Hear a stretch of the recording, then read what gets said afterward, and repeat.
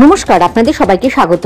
একদম এটা হবে জানতাম, কারণ ভারত যেভাবে এগিয়ে যাচ্ছে তাতে আমেরিকা সহ ইউরোপে সহ্য হচ্ছে না।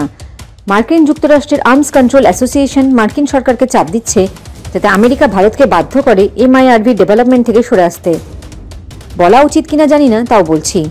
ভাবটা এমন করছে যেন ওদের বাপের দেয়া প্রযুক্তি দিয়ে আমরা MIRV বানাচ্ছি। 1974 সালে ভারত প্রথম পরমাণু অস্ত্রের পরীক্ষার পর থেকে এরা শুধু চাপ দেওয়ার চেষ্টাই করে যাচ্ছে। আর যে সরকারই ভারতের ক্ষমতায় থাকুক না কেন, প্রত্যেকবারই এদেরকে বুড়ো আঙুল দেখিয়ে নিজেদের পরমাণু অস্ত্রের কাজ চালিয়ে গেছে, ভবিষ্যতেও তাই যাবে।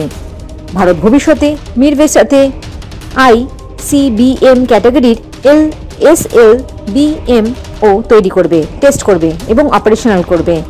আমেরিকা ইউরোপ চাইলেও ভারতকে আটকাতে পারবে না। আপনারা কি মনে করেন জানাবেন।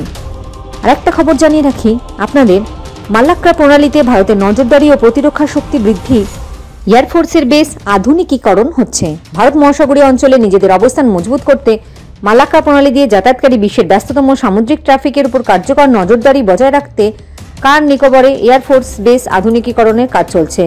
এই প্রকল্পের আওতায় নতুন অ্যাপ্রন এরিয়া, সংস্কারকৃত ট্যাক্সি ট্র্যাক এবং একটি সেকেন্ডারি রানওয়ের সুবিধা তৈরি করা হচ্ছে। এটি বেসটির সামগ্রিক কার্যক্ষমতা ও অপারেশনাল সক্ষমতা বহুগুণ বৃদ্ধি করবে। বিশেষত ভারত মহাসাগরীয় অঞ্চলে দ্রুত মোতায়েন এবং আকাশসীমা নিয়ন্ত্রণের ক্ষেত্রে এই উন্নয়ন অত্যন্ত গুরুত্বপূর্ণ। এছাড়াও এই আধুনিকীকরণ প্রকল্পের অংশ হিসাবে কার নিকোবর বেসে জাগুয়ার যুদ্ধবিমান মোতায়েনের পরিকল্পনা করা হচ্ছে।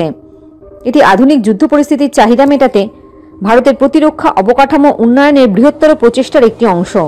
ভারতের এই পদক্ষেপ শুধু মালাক্কা প্রণালীর উপর ভারতের স্ট্র্যাটেজিক গ্রিপ মজবুত করবে না, বরং চীন সহ অন্যান্য প্রতিদ্বন্দ্বী শক্তির প্রভাব মোকাবিলায় গুরুত্বপূর্ণ ভূমিকা রাখবে।